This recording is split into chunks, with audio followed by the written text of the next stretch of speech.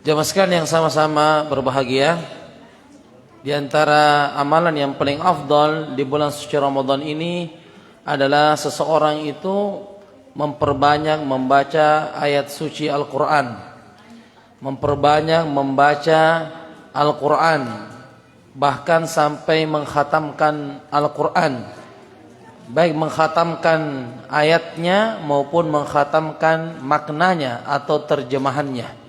Karena membaca terjemahan itu adalah bagian dari tadabbur, bagian daripada ingin mengetahui apa yang didapatkan hari ini, pelajaran apa yang didapatkan hari ini ketika membaca terjemahan-terjemahan ayat-ayat suci Al-Quran.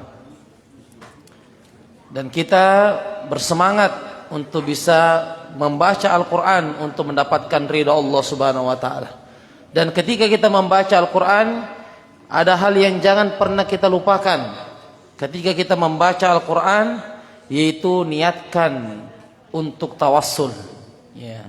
Ada hajat kita belum dikabulkan oleh Allah, ada hutang kita yang belum terbayarkan, ada masalah keluarga kita, maka kita tawassul dengan membaca Al-Quran. Sambil kita baca ayatnya, sambil bergumam dalam hati, ya Allah, selesaikan masalah saya. Ya Allah, selesaikan ya urusan-urusan saya, dan seterusnya. Jadi sambil membaca, sambil hati ini berdoa, meminta kemudahan oleh Allah Subhanahu wa Ta'ala. Ya, jangan hanya sekedar baca, tapi niatkan tawassul. Apa itu tawassul?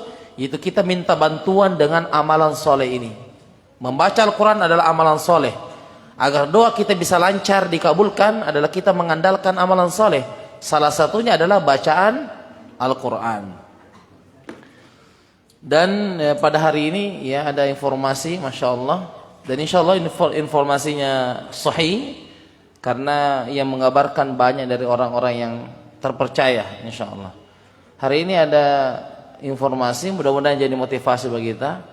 Ada mahasiswa, ya, tidak perlu saya sebutkan di mana, orangnya juga tidak disebut siapa namanya.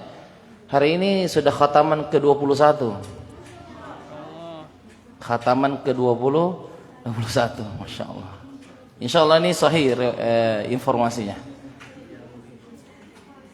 Hari ini hari ke berapa? Hari ini 11 tadi ya. 2 kali 11 berapa? 22. Berarti si beliau ini menghatamkan sehari berapa? 2 kali. Itu tadi 21 jam-jam 10 pagi. Jadi mungkin sekarang sudah 22 lagi. Iya, masya Allah. Dan itu ya sahih, ya masya Allah. Jadi sudah khataman ke-21, ya masya Allah. Kita ini jauh sekali dari masya Allah. Teringat riwayat yang menyebutkan bahwasanya Imam Syafi'i dan Imam Abu Hanifah itu mengkhatamkan Al-Quran 2 kali dalam sehari. Ya, dan beliau ini berusaha untuk mengikuti gaya mengajinya Imam Syafi'i dan Imam Abu Hanifah, yaitu Imam Abu Hanifah, Imam Syafi'i mengkhatamkan sehari 2 kali. Berarti dalam sebulan berapa? 60. Beliau ini sudah khataman ke-21. Ya, mungkin masuk malam sudah masuk 22. Ya. Imam Syafi'i mengkhatamkan di waktu siang sekali dan di waktu malam sekali. Dan ulama kita mengatakan ini di luar waktu sholat, ini di luar bacaan sholat. Jadi lain lagi itu bacaan tarawih, lain lagi. Ya, jadi masya Allah, bagaimana keberkahan waktu. Ya. Padahal waktu sama-sama 24 jam. Ya. Apakah Imam Syafi'i, Imam Abu Hanifah itu waktunya 42 jam? Tidak, sama-sama 24 jam. Tapi apa yang membedakan? Ada namanya keberkahan waktu. Berkah itu sedikit tapi cukup. Tadi ya, ada orang itu baca Quran 1 juz itu berapa menit kira-kira? Ya paling lambat mungkin 30 menit atau 40 menit, tergantung ritme bacaannya. Ada hadar ya, ada cepat. Kemudian tapi yang berberkah waktu itu sedikit tapi cukup, masya Allah. Dia bisa baca 1 juz mungkin 15 menit saja, atau ada yang 10 menit, bahkan ada sampai yang 5 menit. Apalagi kalau dia sudah hafal Quran. Kalau dia sudah hafal Quran, semakin lancar atau tidak? Semakin. Coba kalau dapat juz 30, pasti itu cepat. Tapi kalau masuk juz 7, juz 8, nah itu ya, ketemu dengan suara-suara yang ini. Jadi Masya Allah, ini mudah-mudahan bukan melemahkan kita ya, langsung kendor. Yang tadinya berbangga, weh kayaknya saya yang paling jago di sini di dunia ini. Nah, insya Allah itu bukan untuk dia kendor, tapi dia untuk dia naik lagi. Ada ternyata yang seperti itu. Dan ini sahih. Ini zaman 2024 ada. Bukan orang Arab, orang Indonesia. Ya. Khataman ke-20, 21 di hari ke-11. Jadi dia punya target 2 kali khatam dalam sehari. Itu Imam Abu Hanifah tadi dan Imam Syafi'i berapa? Menghatamkan sehari 2 kali. Kalau Imam Bukhari itu menghatamkan sehari 1 kali. Karena Imam Bukhari mengikuti Nabi.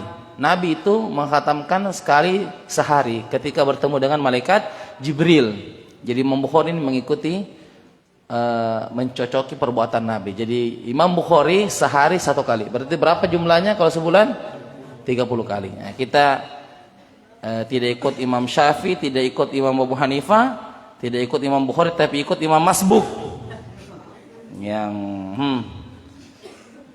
agak jarang ya belajar Quran. Barakallahu fiik.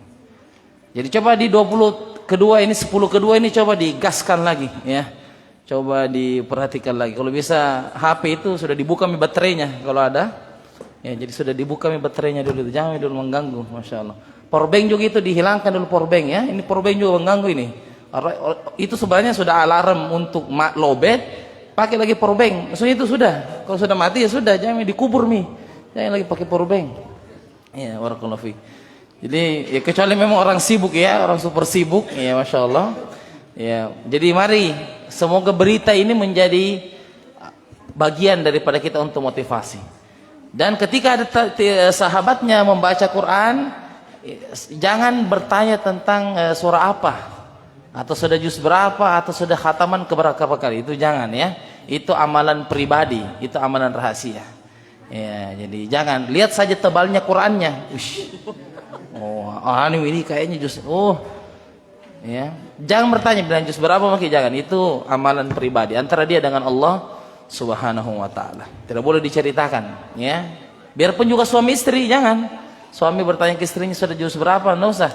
Istri juga bertanya ke suami sudah juz berapa. Enggak usah. Ini baca saja. Nanti setelah Ramadan baru bisa diceritakan karena sudah lewat aman. Tapi kalau sementara berlangsung ini ria, ini cepat muncul, ya. Bahkan sama keluarga sendiri kadang juga muncul. Jadi hati-hati ya, jangan ceritakan sudah berapa kali khatam ya. Yang menghatamkan sekali 1 juz berarti sekarang sudah juz berapa ini hari ini? Juz 11. Ini paling minimal ini. Coba dicek ya, sudah juz berapa kita sekarang. Kalau sudah juz 11 alhamdulillah aman. Tapi juz kurang dari juz 11 berarti itu mengkhawatirkan. Tapi kalau juz 11 ke atas alhamdulillah itu sudah aman insyaallah. Ya mudah-mudahan Allah berikan. Dan juga kalau bisa kita punya target 1 juz 1 hari, tapi kalau masih bisa baca tambah lagi karena wallahu alam akan ada hari mungkin di Ramadan kita sedang sibuk. Tiba-tiba misalnya ada apa gitu, ada tamu misalnya atau ada pergi ya, disuruh belanja sama istri di pasar 3 jam, ya, hilang itu berapa juz. Ya, jadi kalau bisa tambah sedikit misalnya 1 juz 5 lembar ya, 1 juz 7 lembar karena kita tidak tahu apakah hari-hari kita ini normal ya, sahabat tahu nanti disuruh untuk buat burasa, cari daun pisang ya. Barakallahu fiik. Dan itu tentunya mengurangi ya. Baik, ala kulli hal jamaah sekalian yang sama-sama berbahagia. Ya, mudah-mudahan kita diberikan taufik untuk selalu semangat membaca Al-Quran, hidupkan lagi membaca Al-Quran, jangan pernah bosan ya untuk terus ya membaca ayat suci Al-Quran. Baik, jemaah sekalian yang sama-sama berbahagia ya. Pada pertemuan kita yang terakhir telah kita singgung yaitu zikir yang ke-10 ya. Zikir yang ke-10 adalah Rasulullah sallallahu alaihi wasallam berdoa dengan mengatakan ya hayyu ya qayyum birahmatika astaghits aslih li sya'ni kullah wa la takilni ila nafsi tarfata ain. Artinya ya Hayyu ya Qayyum, wahai Rabb yang maha hidup dan yang maha berdiri sendiri, artinya tidak membutuhkan makhluk. Bi rahmatika, bi dengan rahmatika, rahmatmu, astaghisu, saya astaghisu yaitu meminta pertolongan kepadamu, aslih li, apa artinya? Perbaikilah li segala urusanku, sya'ni urusanku, kullah semuanya, wala dan janganlah, takilni serahkan urusan kepadaku sendiri, ila nafsi, nafsi itu kepada diriku sendiri, tarfata ain, walaupun hanya sekejap mata. Jadi itu doa ini menunjukkan agar kita bisa terus menyerahkan segala urusan kita kepada Allah Subhanahu wa taala, karena yang mengetahui baik atau buruknya kehidupan kita adalah Allah Subhanahu wa taala, bukan diri kita sendiri. Wa asa an takrahu syai'an wa huwa khairul lakum wa asa an tuhibbu syai'an wa huwa syarrul lakum wallahu ya'lamu wa antum la ta'lamun. Jadi serahkan urusan kita kepada Allah setelah kita berikhtiar tentunya. Baik, kita akan meroja dari awal dari zikir kita. Abata Allahumma anta rabbi la ilaha illa anta khalaqtani wa ana abduka wa ana ala ahdika wa wa'dika mastata'tu a'udzu bika min syarri ma sana'tu abu'u laka bi ni'matika alayya wa abu'u bi dzambi faghfirli fa innahu la yaghfiru dzunuba illa anta. Yang kedua, Allahumma bika asbahna wa bika amsayna wa bika nahya wa bika namutu wa ilaikan nusyur. Yang ketiga, asbahna ala fitratil Islam wa ala kalimatil ikhlas wa ala dini nabiyyina Muhammadin sallallahu alaihi wasallam wa ala millati abina Ibrahim hanifan musliman wa ma kana minal musyrikin. Yang keempat, Allahumma ma asbaha bi min ni'matin aw min ahadin min khalqika fa minka wahdaka la syarika laka falakal hamdu wa lakas syukru. Yang kelima, Allahumma inni asbahtu ushhiduka wa ushhidu hamalata arsyika wa wa jami'a khalqika annaka antallahu la ilaha illa anta wa anna Muhammadan abduka wa rasuluka. Nomor 6, asbahna wa asbahal mulku lillah walhamdulillah la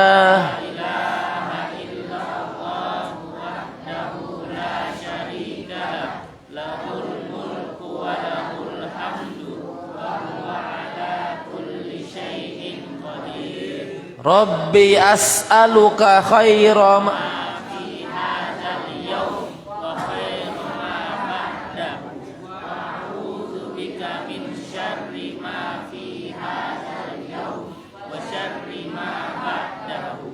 Rabbi a'udzu bika minal kasal wa su'il kibar. Rabbi a'udzu bika min asabin finnari wa yang ketujuh, asbahna wa asbahal mulku lillahi rabbil alamin. Allahumma inni as'aluka khaira hadzal yawm fathahu wa nasrahu wa nurahu wa barakatahu wa hudahu wa a'udzu bika min syarri ma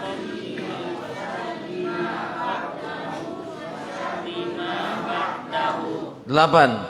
Allahumma inni as'alukal afwa wal afiyata di dunia wal akhirah.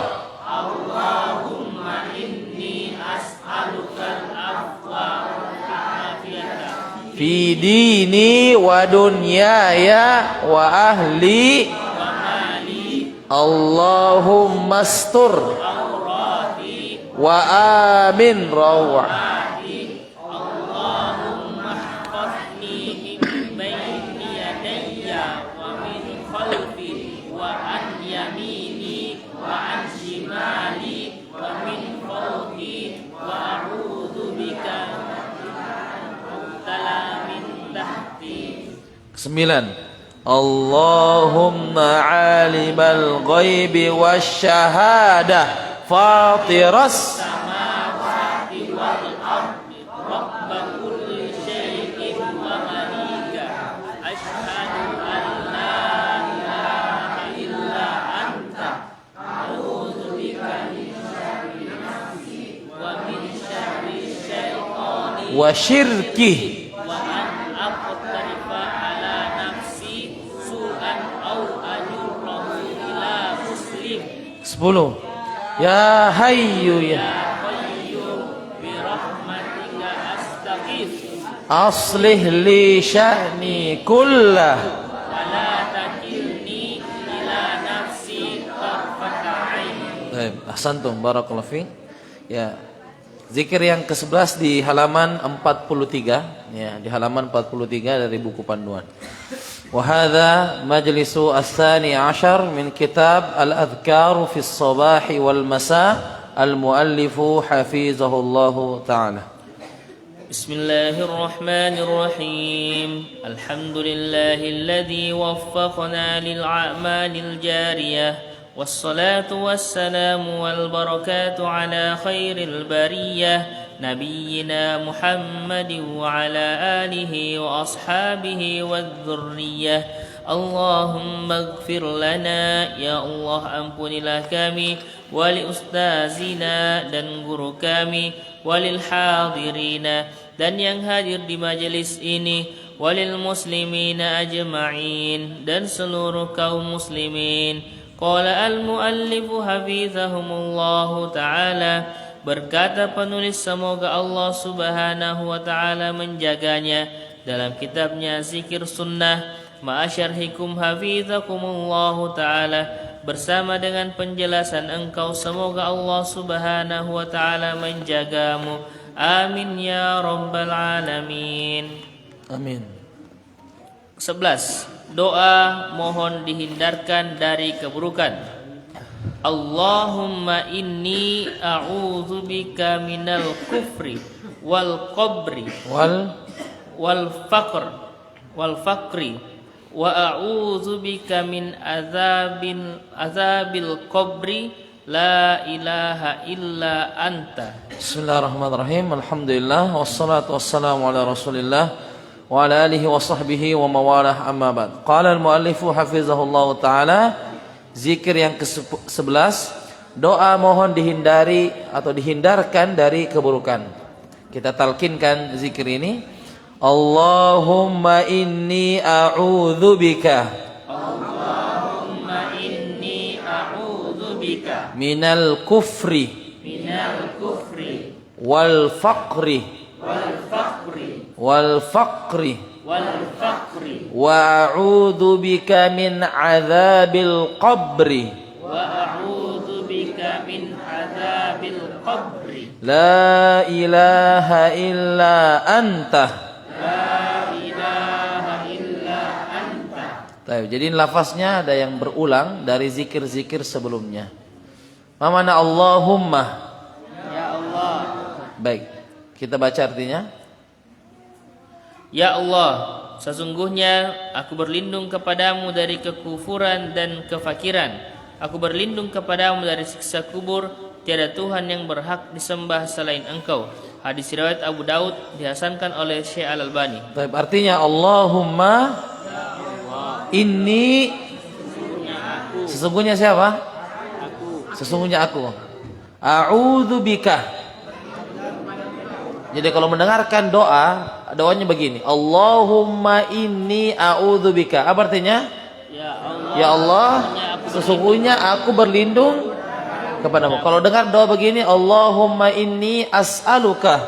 Ya Allah, sesungguhnya aku Memohon kepadamu. Jadi kalau a'udzubika berlindung. Kalau as'aluka, baik. Kalau dengar Allahumma inna, tadi kan ini pakai inna. Nas'aluka, berarti ini untuk jamak nahnu, domir nahnu itu kami. Tadi kan aku. Kalau doanya begini, Allahumma inna nas'alukal jannah. Artinya, ya Allah, sesungguhnya siapa? Kami. Inna itu kami. Nas'alukal jannah, memohon kepadamu apa? Surga. Kalau Allahumma inna na'udzubika minan nar. Ya Allah, aku berlindung kepadamu dari siksa api neraka. Jadi seperti itu. Jadi kalau mendengarkan doa kunut, ada nas'aluka berarti itu memohon atau meminta. Kalau na'udzubika itu berlindung. Sama dengan a'udzubillahi minasyaitonir rajim. Baik. Kita berlindung dari minal kufri. Mana minal? Dari ini asalnya min. Min itu artinya dari sukun, tapi kenapa fathah untuk memudahkan? Minal kufri. Apa itu kufri? Kekufuran. Ya, kekufuran itu adalah kafir.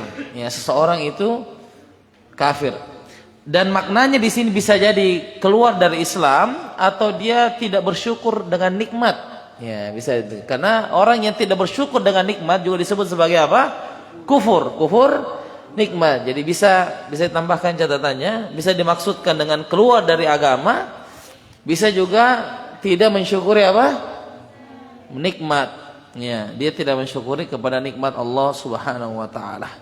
Dan ini perlindungan pertama. Karena semua larangan dalam Al-Qur'an itu intinya kita menjauh daripada kesyirikan. Dan semua perintah dalam Al-Qur'an itu ujungnya adalah kita diperintah untuk mentauhidkan Allah Subhanahu wa taala. Jadi ini kekufuran adalah hal yang paling pertama untuk kita berlindung darinya.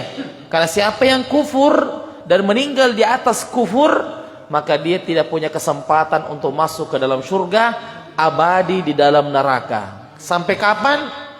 Abadi. Abadi itu tidak ada ujungnya.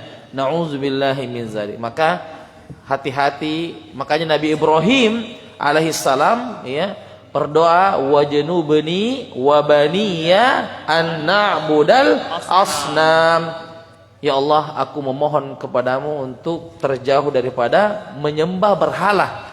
Begitupun kepada keturunan-keturunanku. Jadi Nabi Ibrahim sampai berpikir anaknya, cucunya untuk tidak melakukan kesyirikan. Padahal kalau dilihat beliau adalah nabi, bahkan bapaknya para nabi. Tapi bersamaan dengan itu Nabi Ibrahim tidak merasa aman. Ya, apalagi dengan kita, mungkin generasi kita, alhamdulillah, tapi generasi di bawah kita, perlu kita berdoa wajnubni wa baniya an na'budal asnam. Kemudian yang kedua yang kita berhindar wal faqri, itu wal faqri dan kefakiran. Kenapa harus berlindung daripada kefakiran? Ya, bedanya miskin dengan ya fakir. Kalau miskin itu punya pekerjaan tapi tidak cukup membiayai keluarganya. Ya, miskin itu punya pekerjaan tapi tidak cukup membiayai keluarganya. Tidak cukup. Ya, artinya misalnya 50% belum cukup, masih kurang. Kalau yang fakir ini memang tidak ada pekerjaannya. Tidak ada pekerjaannya dan tentunya tidak ada penghasilannya. Iya. Jadi ini kalau fakir lebih dibawa, lebih nomor satu. Makanya zakat itu yang paling pertama adalah orang fakir dulu, betul-betul yang tidak ada pekerjaannya. Ya. Ada juga istilahnya biasa pengangguran. Kami memang Ustaz tidak punya pekerjaan tetap, tapi tetap bekerja. Iya, pungut-pungut sampah kan tetap bekerja juga. Gitu ya, dia bilang supaya dia dalilnya kuat katanya. Dia bilang, kita ini tidak punya pekerjaan tetap, tapi tetap bekerja. Ya, Masya Allah. Gali sumur. Jadi seperti itu kefakiran. Kenapa kita berlindung dari kefakiran? Ada apa ini? Bukannya kefakiran itu sedikit hisapnya. Paling dihisap cuma lemarinya saja, pakaiannya saja, tidak ada HP-nya. Karena kadang kefakiran itu bisa melalaikan, bisa melupakan Allah Subhanahu wa taala. Karena dia sudah problemnya, orang kaya saja itu banyak problemnya, apalagi orang fakir. Maka berhindar dari kefakiran yang sangat dalam agar dia tidak lalai dari perintah Allah Subhanahu wa taala. Jadi karena dia sudah banyak masalah, tidak ada uangnya, tidak bisa makan, kadang tidak, maka ini bisa menjadi lalai. Bisa dia tidak bekerja, bisa dia tidak pergi sholat, dia tidak pergi ibadah, karena dia anggap dunianya sudah gelap, apalagi memikirkan akhirat. Jadi kalau dunianya saja sudah gelap, dia sudah tidak ada berpikir untuk kehidupan akhirat. Ya, nauzubillah min dzalik, dari dengan kefakiran. Kemudian apalagi yang kita berlindung? Aku berlindung kepadamu dari siksa kubur. Kemudian Nabi mengatakan tiada Tuhan yang berhak disembah selain Engkau. Siksa kubur ini itu jelas adanya. Orang yang sudah meninggal dunia sekarang di mana posisinya? Di alam barzakh, antara dua kondisi saja. Kalau dia termasuk orang soleh, dia mendapatkan taman-taman surga, raudhatun min riyadil jannah, riyadus solihin, tamannya orang-orang soleh. Ya. Kalau tidak mendapatkan taman surga, dia mendapatkan muqaddimah neraka. Dia sudah mendapatkan muqaddimah neraka. Dan muqaddimah neraka itu disebutkan dalam surah Al-Mu'minun di ayat ke-46, ketika Fir'aun dan bala tentaranya sudah masuk dekat dalam liang lahat. Apa kata Allah di dalam Al-Quran? Surah Al-Mu'minun ayat ke-46, an-naru yu'raduna 'alaiha guduwan wa 'ashiyya. Yarhamukallah. Bahwasanya neraka itu diperlihatkan kepada Fir'aun dan bala tentaranya setiap pagi dan setiap sore. Jadi selalu update status. Pagi muncul lagi neraka, sore muncul lagi. Itu khusus untuk Fir'aun dan bala tentaranya. Coba ya. Jadi setiap di kuburannya Fir'aun itu pagi muncul lagi. Ya, neraka, sore muncul lagi. Jadi sengaja diperlihatkan oleh Fir'aun dan juga bala tentaranya. Jadi hati-hati ini dengan siksa kubur, ya. Bayangkan saja manusia yang meninggal, yang terbunuh. Siapa namanya? Namanya Nabi Adam yang terbunuh? Qabil itu yang bunuh, Habil yang dibunuh. Yang dibunuh itu sampai sekarang Habil itu di mana posisinya sekarang? Di alam barzakh, belum berpindah ke negeri akhirat. Nanti kalau sudah hari kiamat besar, kubro, baru semua dibangkitkan manusia di alam kuburnya. Tapi semua sekarang dari zaman tahun 90, 80, 70, di mana mereka semua? Dia ada di alam kubur. Antara dua kemungkinan tadi, taman surga atau muqaddimah neraka. Na'udzubillahi min dzalik. Bahkan saking pedihnya itu siksaan di alam kubur, mereka mengatakan, ya Allah cepatkan hari kiamat. Kalau bisa cepat ini tersiksa ini. Padahal dia tidak tahu yang datang setelahnya lebih parah. Wah, luar biasa.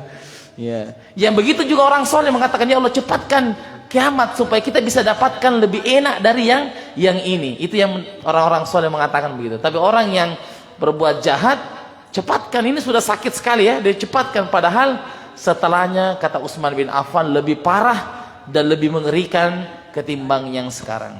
Salah satu amalan yang membuat orang siksa di kubur, kata Nabi, disebutkan dalam hadis riwayat Imam Al-Baihaqi dan Ad-Darqutni mengatakan, istanzihu minal baul, sucikanlah kemaluanmu setelah buang air kecil.